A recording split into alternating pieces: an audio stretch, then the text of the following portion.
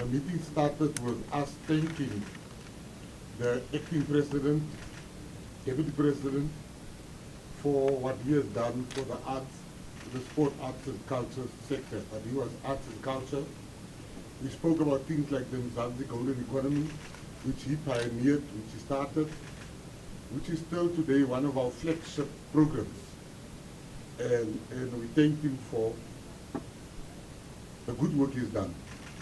Then the meeting proceeded where we shared that where the acting president was clear when it comes to social cohesion, but also accountability, and also the fact that we should involve the private sector, and we should also go around the country and go look at our monuments, go and look at our history to share it with the upcoming youth.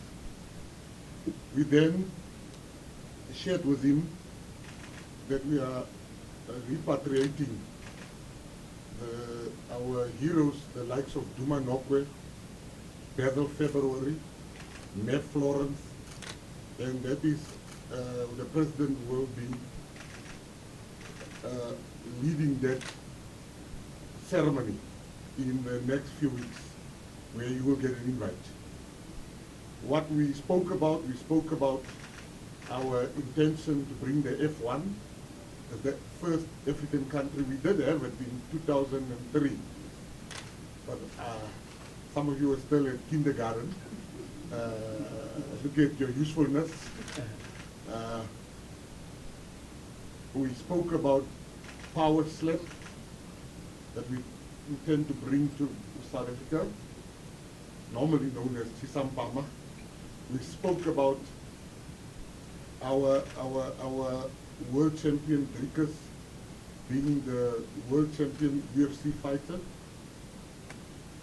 and we spoke about the fact that we want to bring, that we are nearly there to bring UFC, the next world championship fight, to South Africa and Africa as a whole. We then spoke about the more important issue, that social cohesion. We must be honest as a country that we are not where we were, we are not where we want to be, but we are definitely not where we were. My job is to make sure that we get there. Many people also speak behind my back and behind corners, and I'm not the first minister they said that about.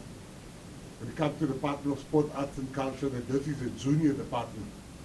This is a department that's not being taken serious. But when you go to places like France, they congratulate me and say, you've got the most important minister.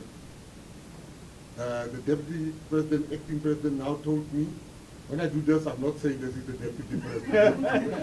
Because I see Rakis is smiling. I say the deputy, then I speak with my hands. He also told me that in Italy, people feel the same way about the arts, that is part of the golden economy. And we are going to bring social cohesion. We are one nation. We are the children of Nelson Mandela.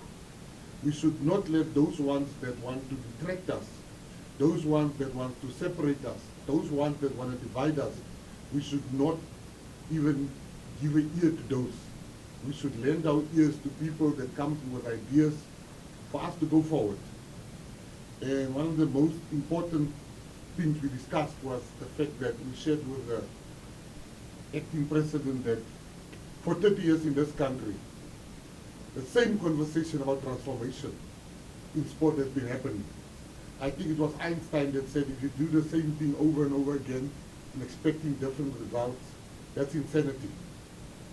So we don't want to follow the insanity route. Hence,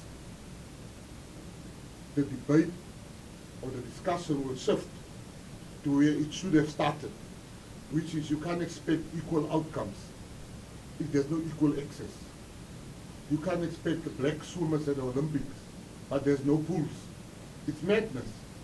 You can't expect a pole vaulting champion from black people to be represented at pole vaulting and swimming. But there's no pole vaulting, net, pole. It can't be.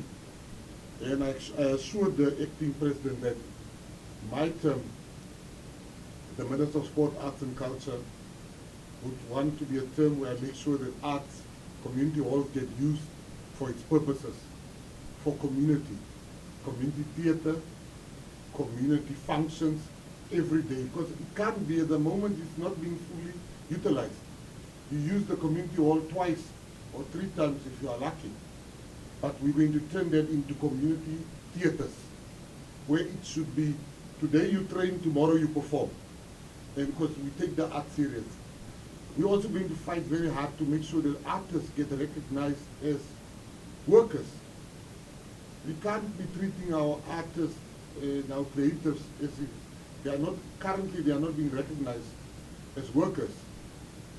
They can't go and buy a car and give 3 months bank statements or buy a house. It can't be. It's an indictment on us. And we want to fix that. And we are going to fix that. Because artists are workers. They contribute 3% to the GDP of this country. The same as agriculture. We can't treat them like they are just there to make us laugh, to make us happy.